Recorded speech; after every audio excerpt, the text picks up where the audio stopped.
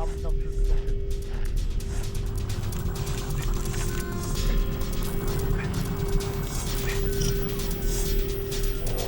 space is there, and we're going to climb it.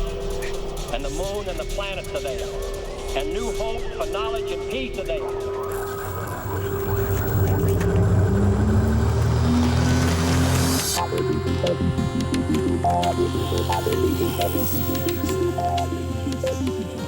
We ask God's blessing on the most hazardous and dangerous and greatest adventure on which man has ever embarked. Thank you. If you recall, it was a very interesting time. It was a time when, shortly after the launching of Sputnik, when Americans were very worried about whether or not the Russians were going to beat us to the moon, whether or not their science was better than our science. You had people in high places in government who believed that there was a serious educational crisis on our hands, and we had to get the best brains in the country together to work on solving the problem. When you try to go back, you're never quite sure whether you're writing a novel or telling about history. But the beginning of the curriculum reform movement, of course, started with the business of putting together better curricula in mathematics and physics. And then as time went on, it was very strongly the feeling that this is a very, very narrow way of looking at the process of educational transformation in America, that if we really wanted to do something, we should get off onto other conceptions as well. We should teach people how to understand history, how to understand, indeed, the nature of man.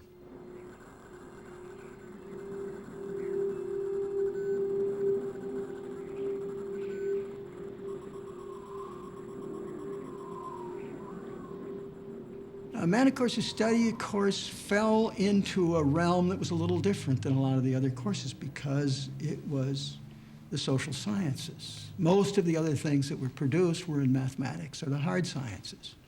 So when you started to tamper, I suppose, with the conventional wisdom about how you teach kids about the social world, you could, I suppose, be accused of promoting a particular ideology.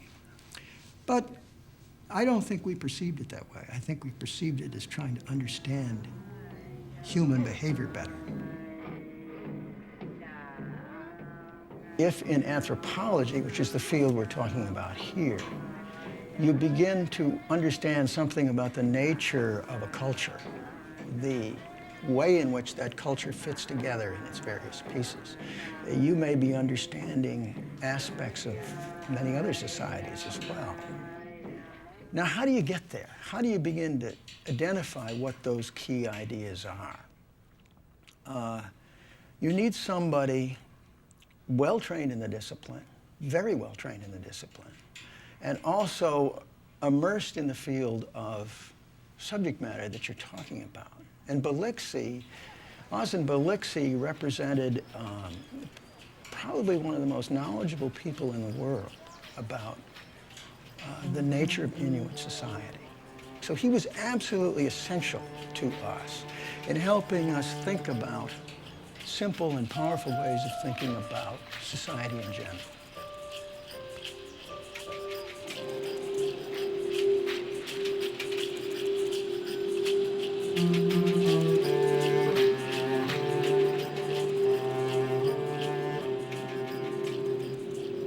We were firmly convinced that with these new tools, with the Eskimo materials at the center of the program, we would be able to effectively oppose racism and ethnocentrism in America.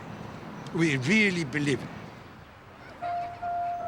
You mentioned that basically the course did not have a moral message to deliver to the kids.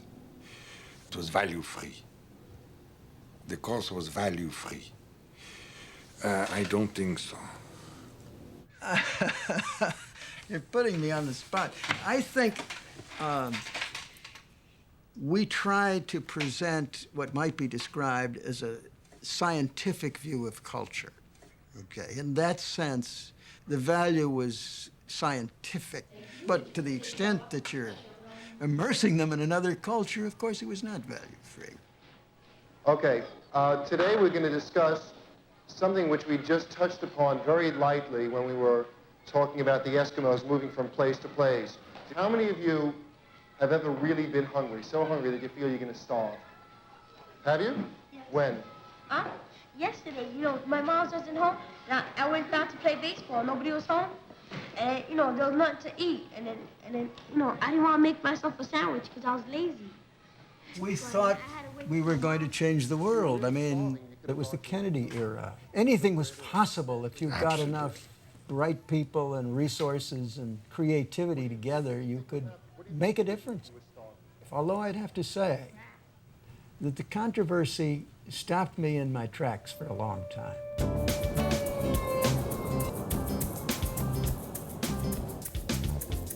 One of the things I remember that you said, and that really was with me always, you always said, if you're going to do something, shoot for something that's great.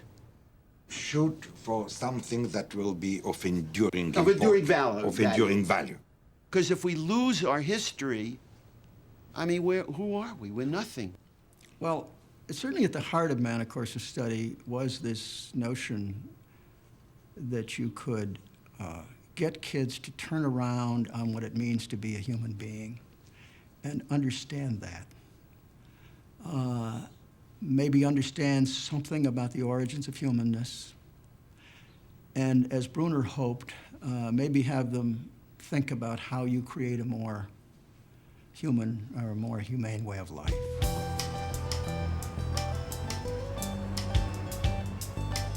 In the process of discussing the thing, we began posing the problem in terms of answers to three questions. First of all, what's distinctively human about human beings as compared to others?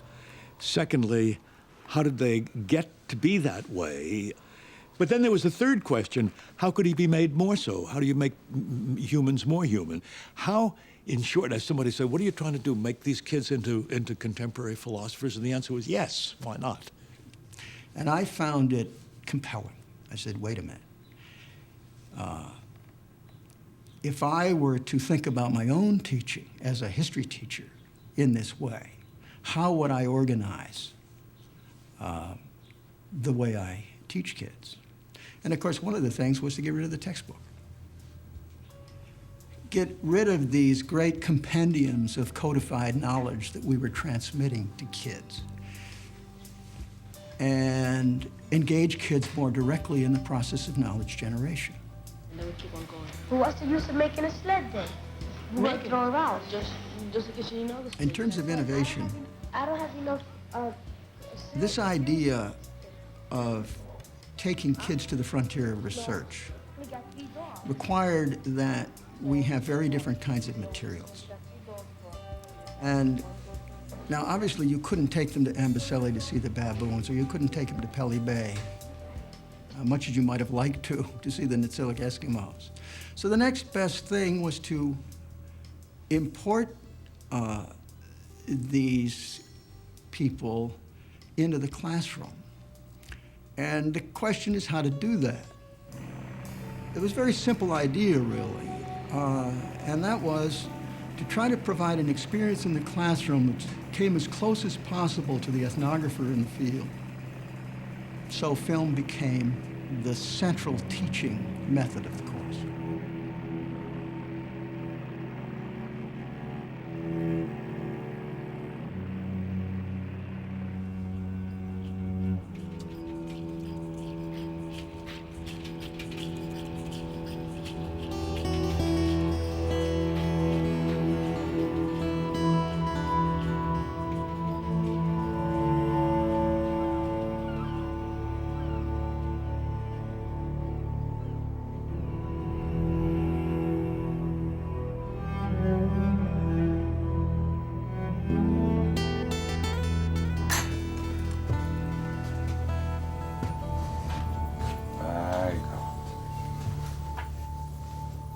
Well, it was a little bit different at the time. My igloo was just on the other side here, on the right-hand side here. That is where my igloo was. It was a large and clean and very comfortable igloo.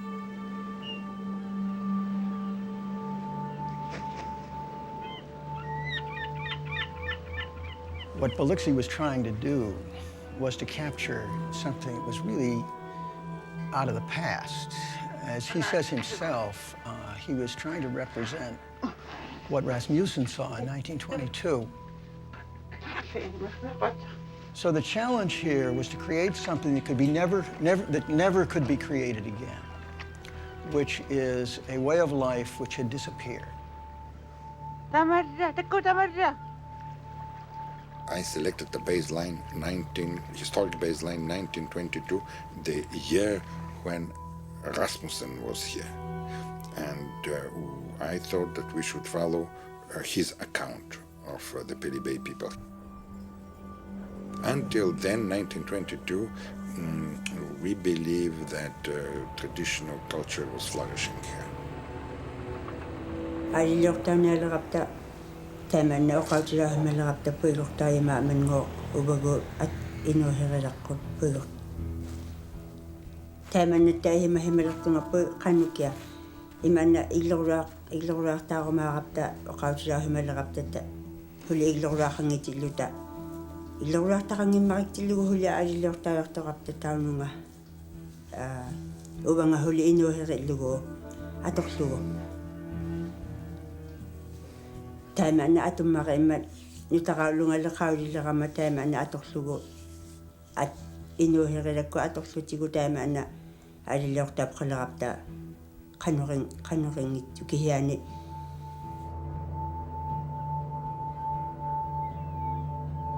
taimana ublumiulu inuullerapta taavsimani alilliortaahmallerapta taimana alinianginnahugilaralaaqahunaavaa aliginngilluarnial tarinnerta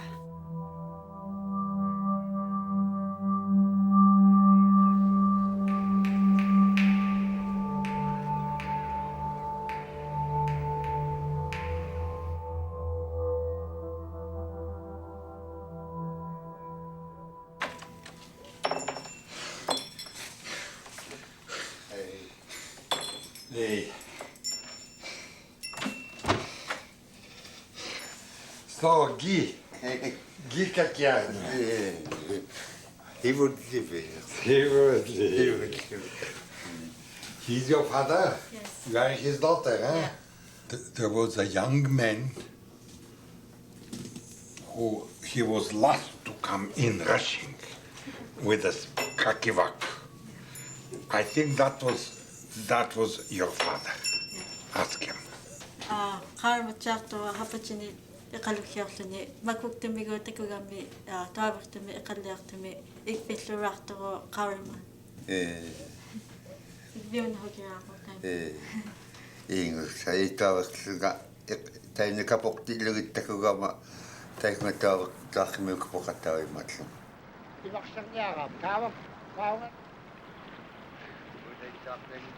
All the fish, I counted them, he got most.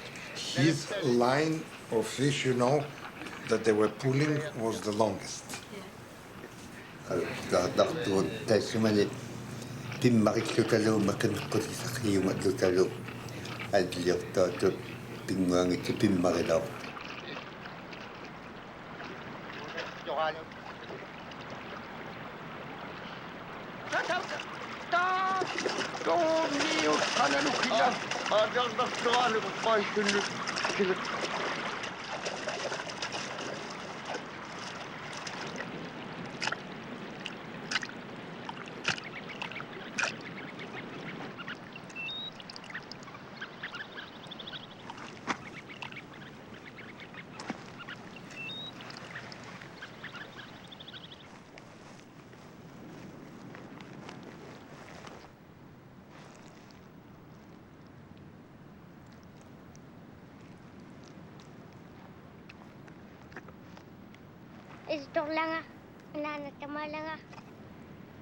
I try to put the camera where I think the story is.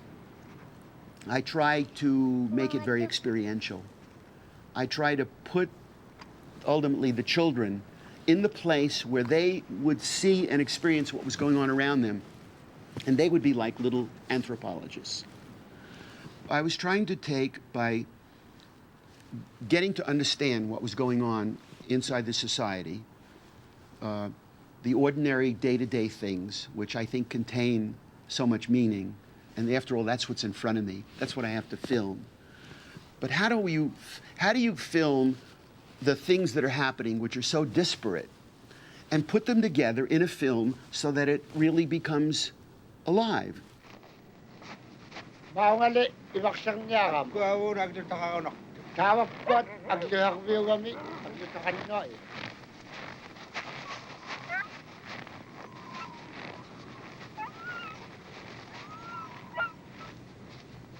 You have to put them in some kind of a context so that you can, you yourself can make these kind of discoveries. For example, when Inamangnak is hunting, and at first you don't know that underneath this white blanket that they're walking on of snow, that really they're on sea ice. But he probes, with his harpoon. It hits something hard, and then all of a sudden, there's one place where it hits nothing. Well, there's a hole there.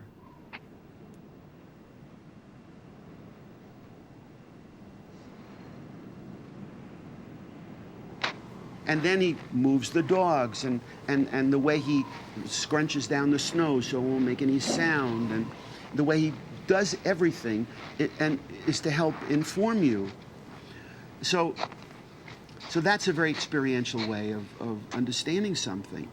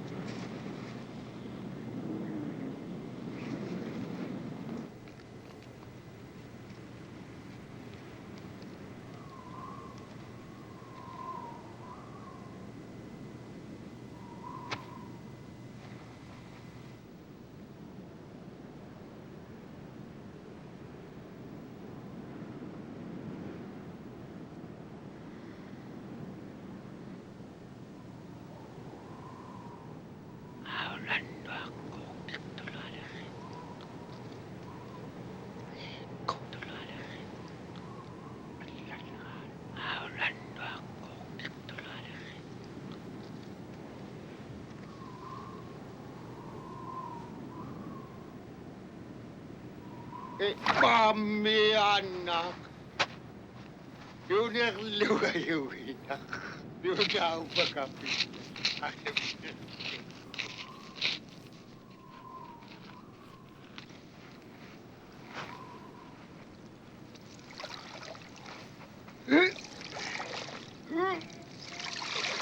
Kiat ka.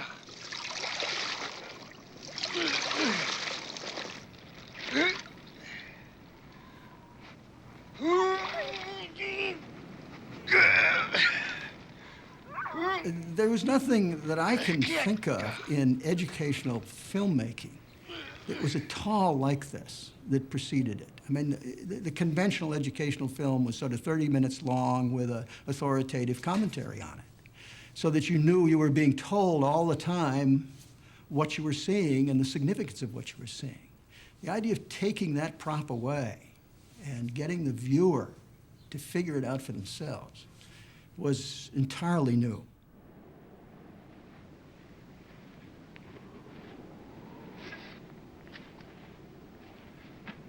Iris Valley Ligoli at Kamagama. There's any in Magaluta Imana. Ano magluga at talang ilan sa sumani tayo man na inilamit kayo tutalo tamani. Yung nangititap ko. Kaya kung tinuloy sa aktidigay ka. Ay hangok palalak tilig lutak palalak tilugit. Tabalak palang ay pilak malak takatayp suman. Pibulang may Imana tuawing itimina kakota ilora tak palyanak tiligi tuawak taling mina ina kalak palyanak yan itpigilak sa malakta.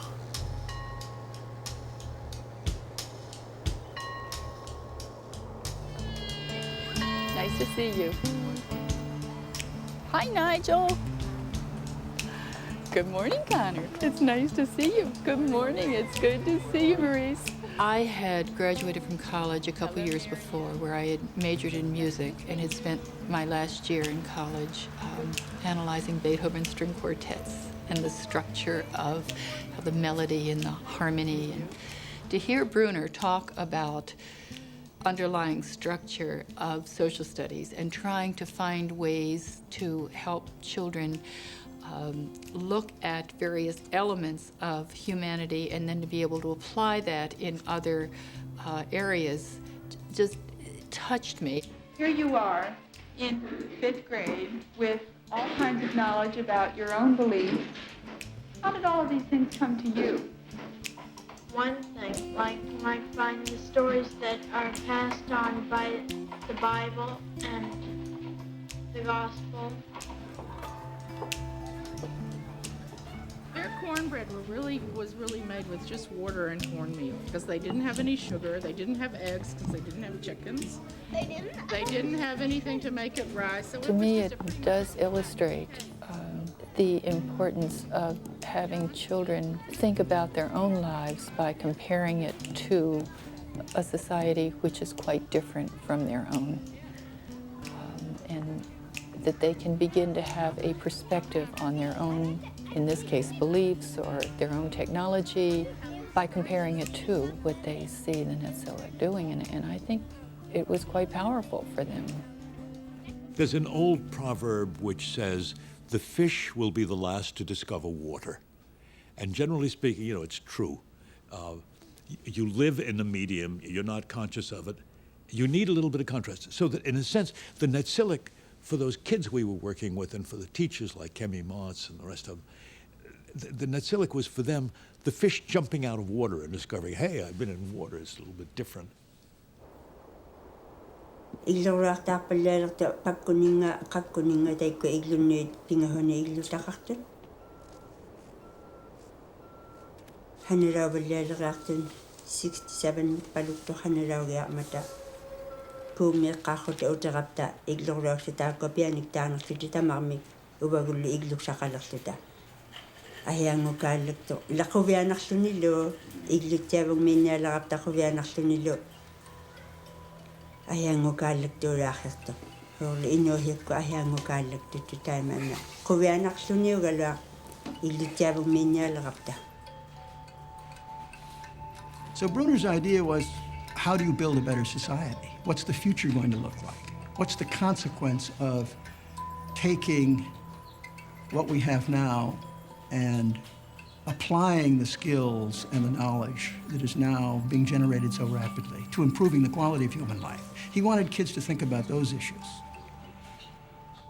Some called that Brunerian rhetoric, you know, that you could have kids think in a way that would actually improve society. But he was deeply serious about that. He thought if you really understood the nature of human beings and how they interact with each other and where human behavior comes from, that you could create a better world.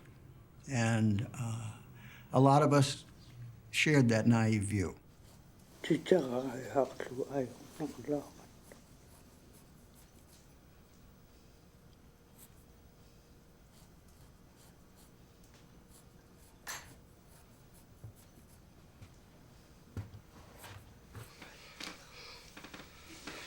Oh, Agnes. There was a politician in the States who started a campaign against these films. How come? Because there was too much blood, killing caribou, killing seals, you know, and things like that. And he said that children should not see so much killing and so much blood. I always tell my children, my grandchildren, that what they're watching in Netflix series are true. True, they're really true. Inuktid ilit kayit dinik inuktid ilit kayit sin atok tuta tawdanya adiliak dagat kuya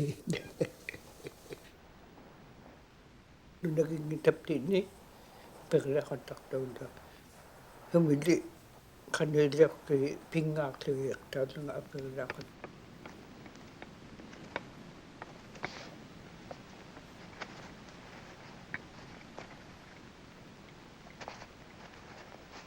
It was obvious to me that we had a problem on our hands. Congressman from Phoenix, Arizona, John B. Conlon, got up and said something to the effect that, do you know that buried in this budget is an item to support teacher professional development for a course called Man, a Course of Study? This course, do you know what this course teaches? It teaches infanticide, sonilicide, wife sharing, bestiality, communal living. It's for 10-year-olds.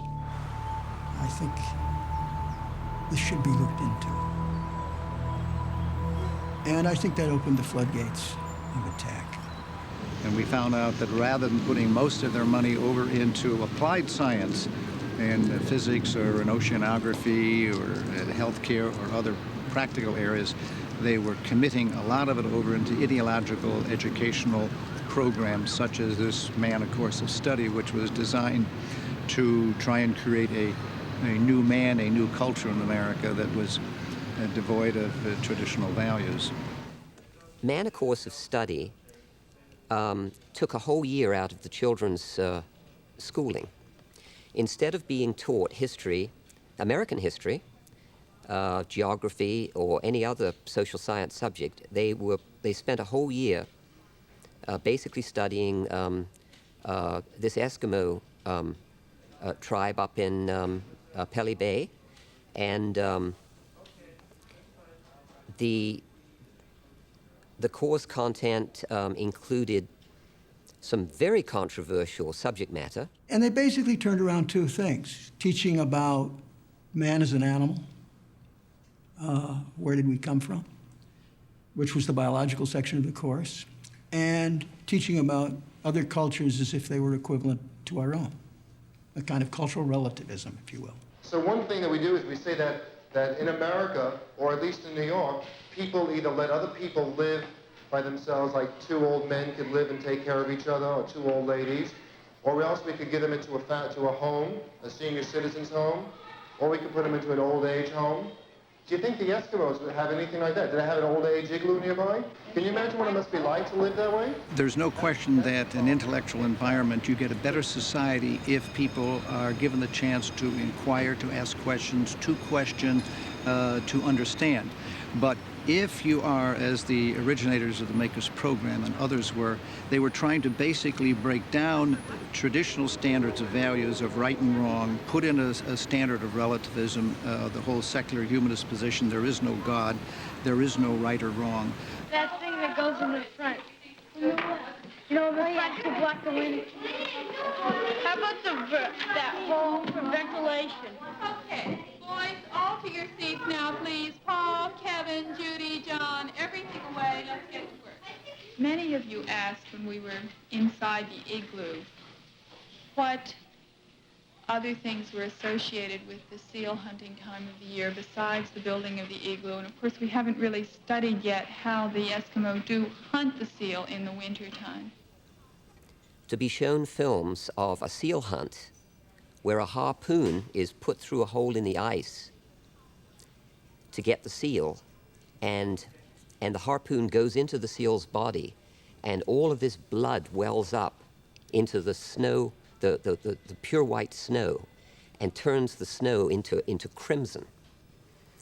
And then the seal is brought out and immediately cut open, and raw meat is eaten. And I mean, this is just, this was horrifying to these children, watching these films. There's one part where and very nice. The only thing I remember really being shocked by was, or I don't know if shocked is too strong a term, it made a very, very big impression on us. The seal hunt was very bloody. I think there was some snow, and so there was quite a contrast. And that was more graphic than most of us were, certainly than I was used to seeing, and it definitely stuck in my mind. But I think it wasn't a bad shock. It was more of a thrilling, you know, ooh, gross. And it definitely got a lot of squeals out of the classroom. One little boy was sick for days because he saw this film where the little boy in the film ate an eyeball. And, I mean, the child was unable to sleep. The parents had to seek medical treatment for this child. It was so traumatic.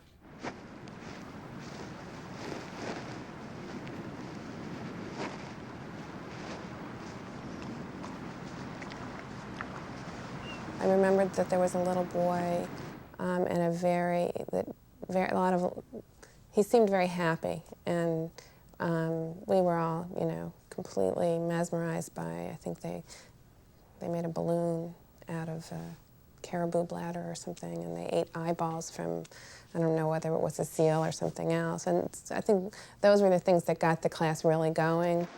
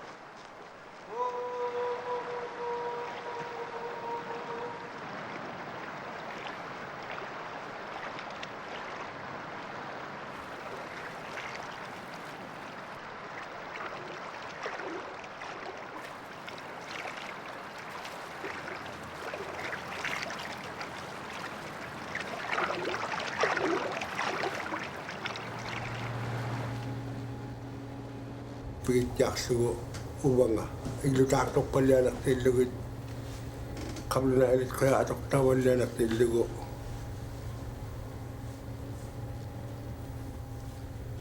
kamla dulu ilinyak malingi nama inohek nakonak hemalyano rak tilig pilak manap kinum magalit kaya nakonak palyano rak tilugo Yaka ayungin naksarut ayungin lakok tilugit inohek time na kanungo nakawal inum magalit kaya kanungo nakawalyano rak kaya time na tilugit pilak hemalaktaka ubang ang makina aminak ay mapingita.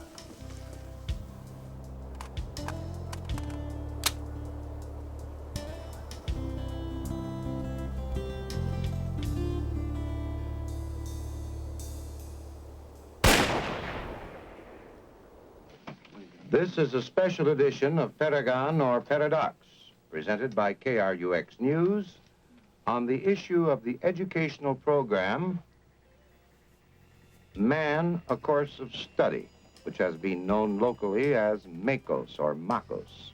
I remember when the controversy broke in Phoenix, Arizona, I ended up in a radio station debating some of these issues. And at one point, the fellow who was monitoring the debate, he broke in and he said to me, what I am trying to extract from you is an admission that one of the essential things to teach a child for life as we know it is faith.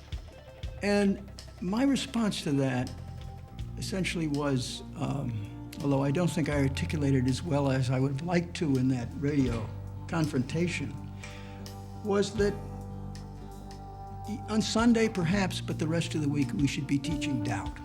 And the training of intellect is in part the training of the thoughtful, critical mind, the mind which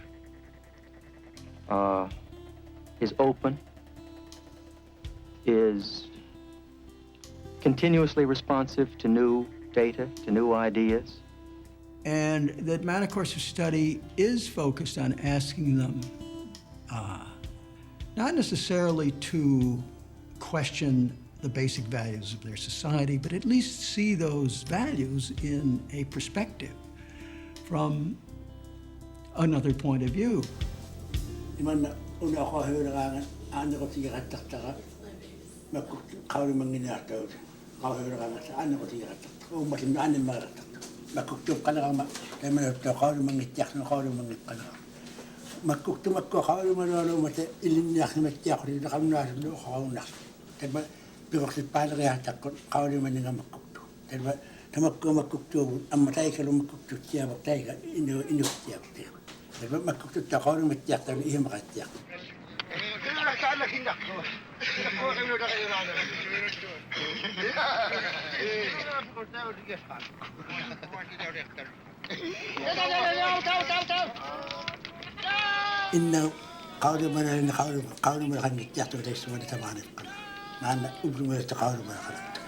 When you first saw him, you remember him as a young, smiling person, as you see right here.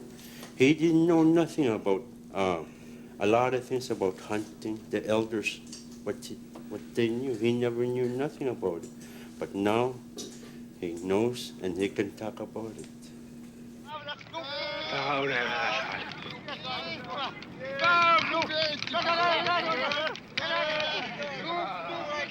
I represented more Indians than anyone else in America in my congressional district, Navajos and Apaches and Hopis. So I had a very sympathetic feeling for Indians to try and give them a chance if they would like to come into Western civilization. If they didn't, that's their choice. But we found the Netsilik tribe, at least as portrayed in this program, is extremely primitive, too primitive a society to say this should be an example for our students to follow.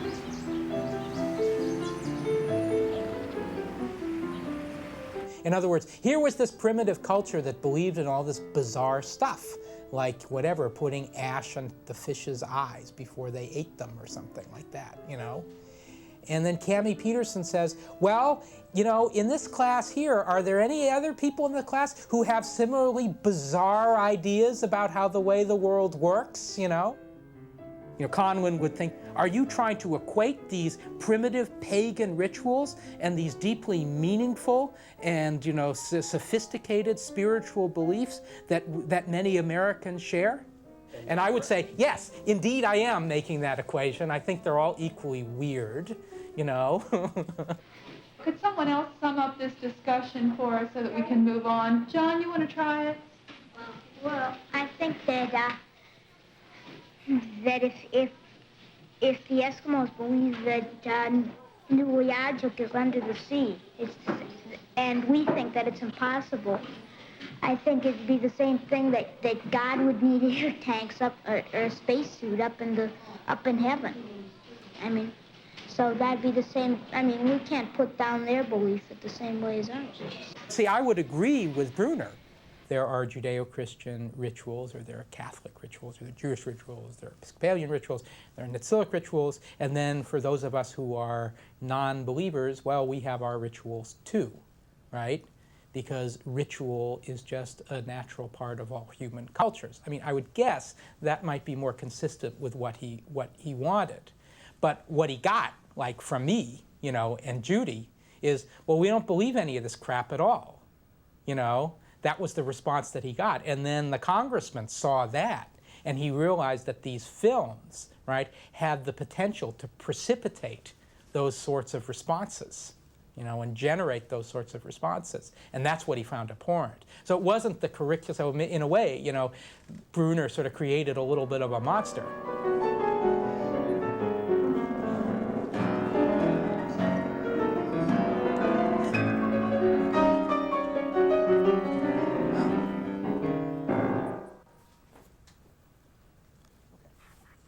I think Linda and someone else said that we believe that God lives in heaven. I don't really really know if there is a God. No one really knows. And so they're trying, is it possible that Netsilliquins believe that there are really...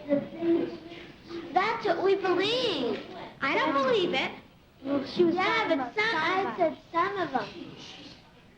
Some of them. What if they didn't? What if the Netsillic didn't believe in it? It's tough. I look at that little girl who looked so shocked when I said that I didn't believe in God, and I don't think I was that aware that I was offending her.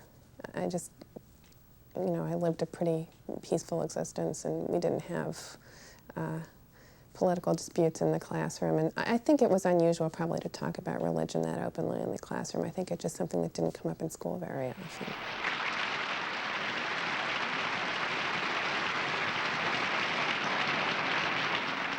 My wife is home ill tonight because of this program that's going on in school. You may laugh, but it's not funny to me, and it shouldn't be to everybody else here, including the board. If you parents just think of this point, forget Makos. We're thinking of our children. Your time is very limited because you do not have it.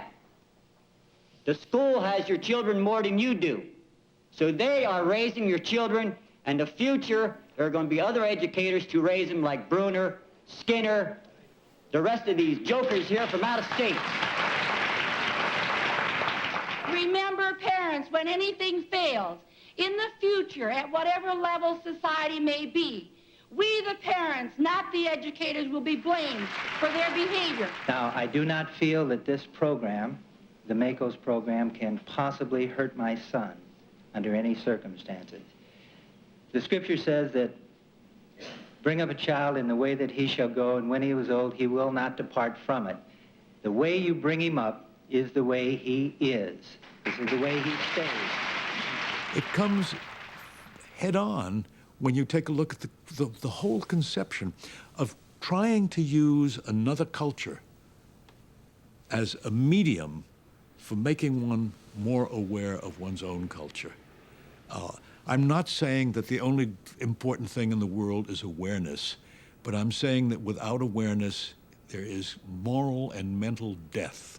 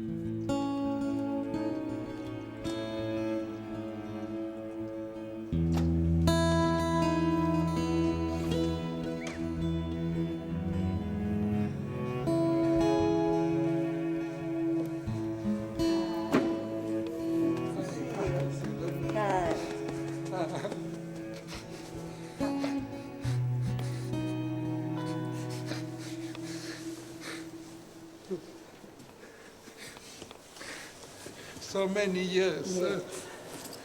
Tata Vinivi is not here.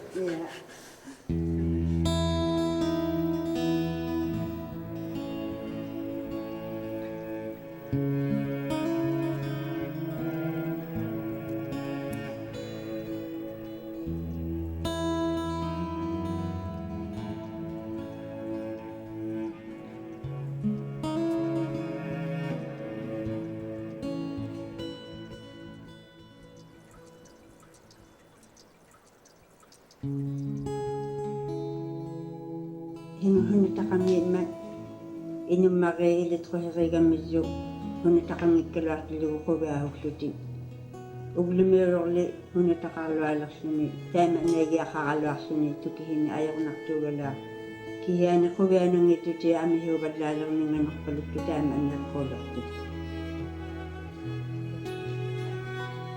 Tamanetta tukihilua ayokko qattaqtaqaluaqa pa unikkaanaqa maquvianangitsuugala naaninu taqaqaqaluaqamnu taamnalu ataqarta immini maquvianangimmarit tukihini ajornammarittu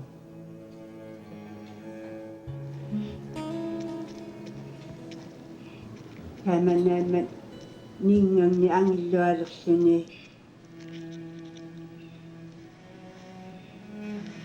كل شوي إيه ولكلا تبغى ملقبي تبغى Kauden mä puhulle iläitikun täynnä kollek ikumaleraangan tepsumani ubakun inuuluta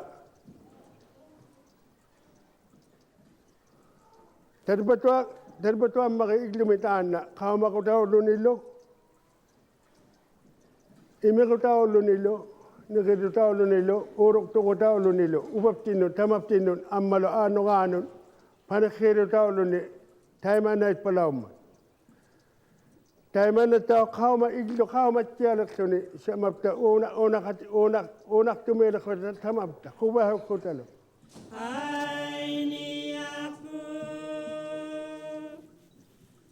tiagaartugun ukpirniptigu talbuuna katsungaatumi ukpirniqariaqartugun hitiluugiaqartugun ukpirniptigun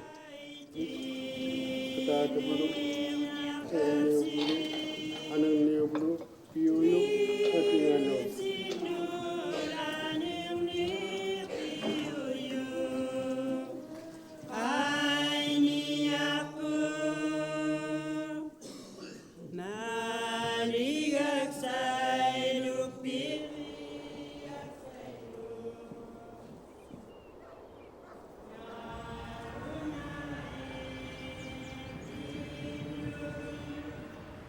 One of the very strong philosophical foundations of Makos was that we need to appreciate different cultures and not think negatively about them.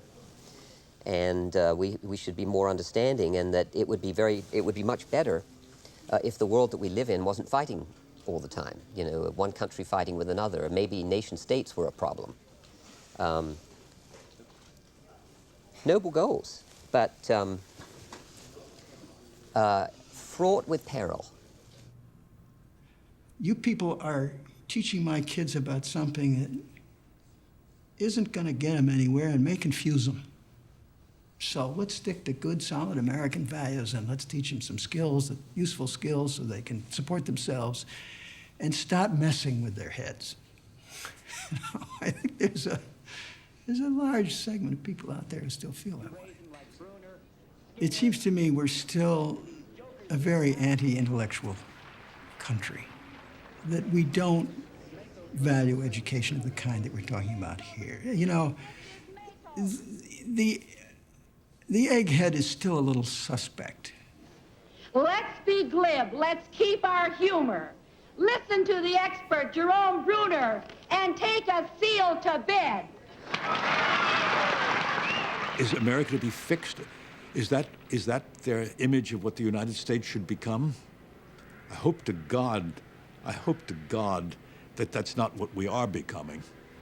Clearly, the mood of the country is we need to protect our society, and we need to protect the values of our society, and the security of that society is the #1 priority. Now, having said that, I would say we are incredibly naive about other societies, and our naivete about other societies has the potential for getting us into serious trouble.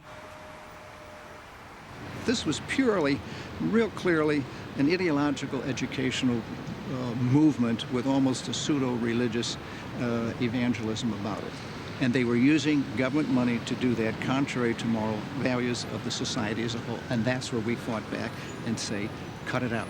Go get your own private money, but don't go into the government to do this, or at least open up and be honest about what you're attempting to do, because the public, 90% of them, will throw you out of the door because they don't want that crap for their children. I would have liked to have met Conlon. I bet we would have had a punch-up or something of the sort. But it would have been much more comforting to have a punch-up one way or t'other, and then say, okay, so we differ, so let's see whether there are ways in which we can find out how it's possible for both of us to live on the face of the earth.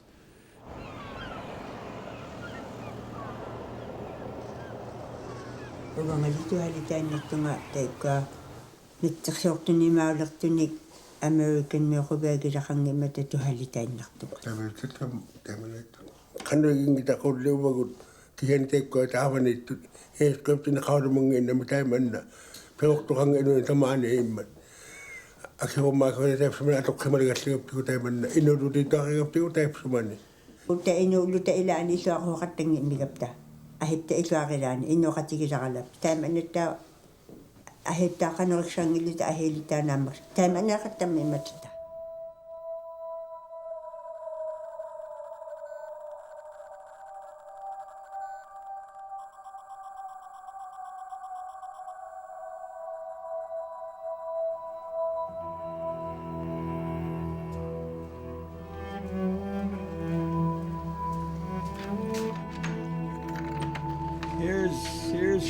Here's what's left of it. It's kind of a sad story. They were given to Harvard, and then Harvard didn't want them anymore and wanted to get rid of them, so I took them back, put them in a pickup truck, and drove them to Buffalo and put them here in the basement. They're not particularly well organized, but they do represent pretty much the full history of the course from the earliest periods of its development to the Phoenix controversy and other things.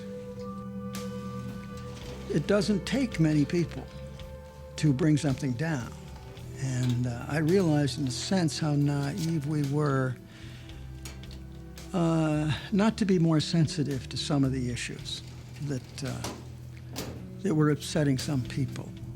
And I guess it never had dawned on me how political education really is, and how much our choices about what we teach our children are motivated by issues of value.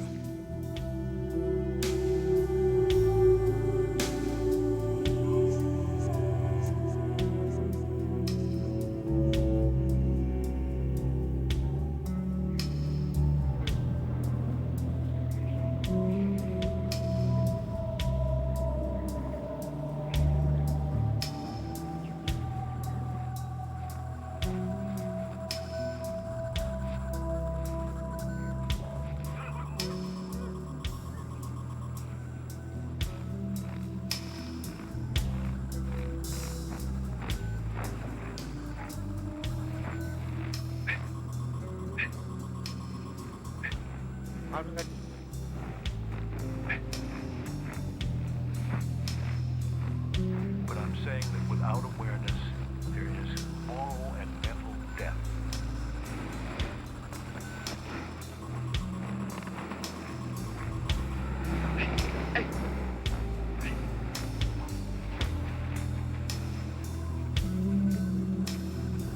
It doesn't take